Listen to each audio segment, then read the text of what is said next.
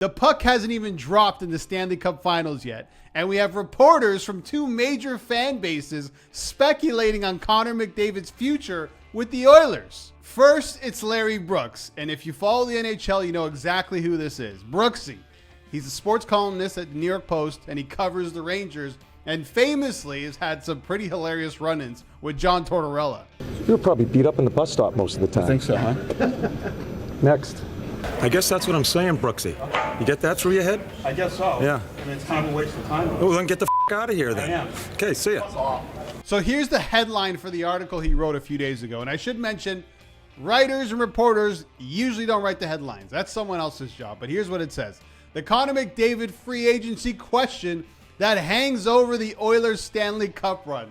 I'm not quite sure if it's hanging over their heads. I'm sure they're thinking about it because he's becoming a free agent pretty soon. But here's an excerpt from that article. The question is whether number 97 would be more or less incentivized to leave Edmonton as a free agent next summer and follow the Messier route to Broadway with or without a championship.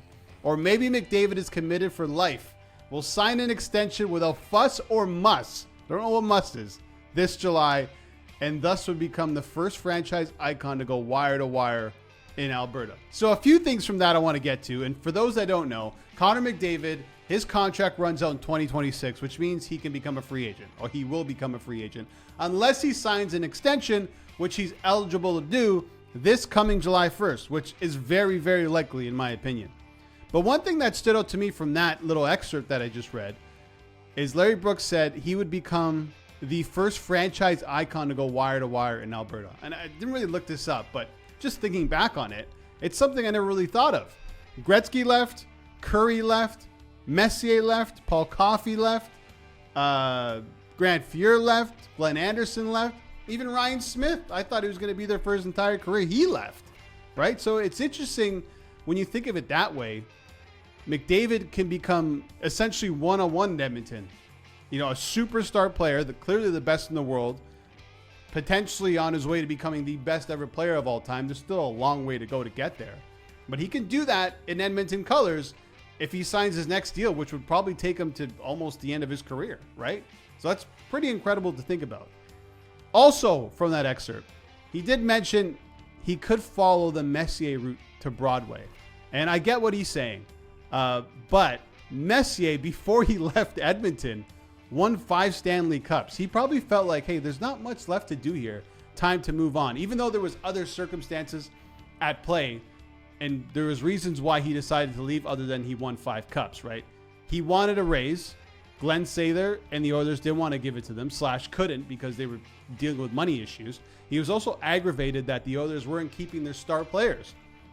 You know, Glenn Anderson left, Adam Graves left, and Grant Fuhr left. Graves went to New York, and Messier went to link up with them on Broadway. But the Oilers right now, in Connor's case, they're keeping their star players, right? Draisaitl's 8-year deal at 14 per, by the way, kicks in next season. Hyman is locked up for another 3 years. Darnell Nurse is there until 2030. It's a pretty good core of players, and I know they got to sign a few more guys. They got to figure out what's going on with Matthias Ekholm and their goaltending situation. So they're going to need some cap flexibility. Evan Bouchard, you'd expect him to get a massive payday from the Edmonton Oilers based on the way that he's playing in these playoffs and in the past playoffs as well. He's a number one defenseman at such a young age. So I don't think McDavid has the same issues as Messier in terms of he hasn't won anything. He may win something in this upcoming Stanley Cup final against the Panthers. The star players are locked up, at least Draisaitl is. It just feels like McDavid's going to stay there, but I understand what Brooksy's trying to say.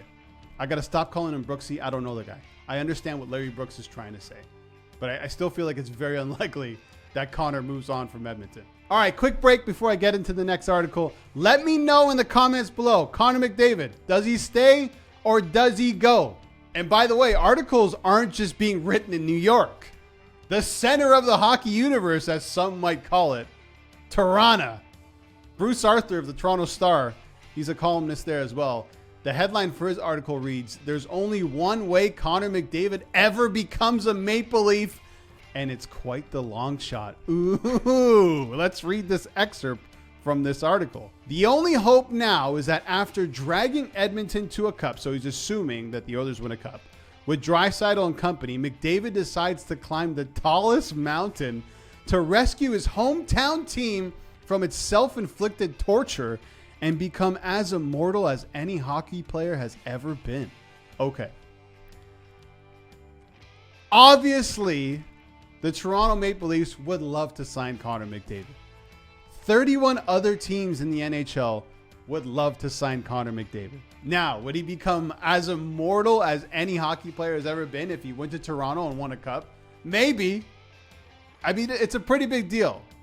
You know, being from Toronto, understanding what that team means to the city and the spotlight that they're under, they're just dying for somebody to come grab the franchise by the fucking balls and take them to the promised land. He would be a god here. He'd be a god here. Let's be real. He would be a god here even without winning the Stanley Cup. Mitch Marner said it himself. He goes, we're like gods here. They haven't won anything. They haven't even got past the second round in the past 10 years. Doesn't matter. I'm not getting to that. But obviously, McDavid coming to Leafs would be huge. And it's not just the Leafs. You know, every team in the NHL, not named the Edmonton Oilers, should really consider giving themselves a considerable amount of cap space from now until 2026, just in case Connor McDavid becomes a free agent. You want to be in that lottery. If he decides not to stay at Edmonton and wants to go to the highest bidder, I'm not saying that he will, then you need the money available. So I think teams really need to consider this heading into 2026. If the best player on the planet decides to become a free agent, you need to throw your name in that hat, just in case. But my opinion, he's staying with the Edmonton Oilers. He's never shown any indication of him leaving. If he does win a cup, maybe things will change, but I doubt it. You win a cup, Draisaitl's locked up, Hyman's locked up. You're going to have some cap space. Bouchard's going to get locked up. Maybe you can go on a run and win a couple with the Edmonton Oilers. Why not? They're a really good team. You start making upgrades in net, on defense. Maybe you want to stay there. Maybe you're happy there. Maybe your family's happy there. They're obviously going to be willing to give you as much money as you want. So money is not an object for Connor McDavid. The guy just wants to play hockey. Look at what he said when he signed his first major contract with the Edmonton Oilers.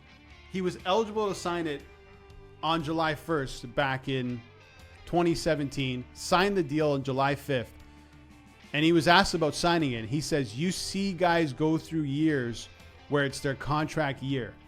I saw Stamkos go through it firsthand, and I know him pretty well. I don't think it's very fun. It's not fun to answer that question every day you come into the rink. Is there any updates? Is there any of this? For me, getting it done early shows a sign that I want to be here. There was no hesitation. It's not even a thought. I want to be here in Edmonton, and I think getting it done early shows that. I expect the exact same thing come July 1st. Cup or no cup, Connor McDavid signs a major contract extension with the Edmonton Oilers. And I know the Rangers and their reporters are hoping that that's not the case, and he goes to Broadway, or he goes to Toronto, or he goes to Chicago or Boston or any other major market in the NHL. But if you're Connor McDavid and your right-hand man, Leon Draisaitl, just locked himself up to a team for his foreseeable future, and you two are the two best players, at least the two best playoff performers in tandem together in the NHL, why the hell would you leave? And they love you there. It's a great market. There's no reason to leave. And the money's there. Anyway, a lot more of these articles are going to be written, but I just really wanted to shine a spotlight on these two, considering the Stanley Cup Finals hasn't even started yet.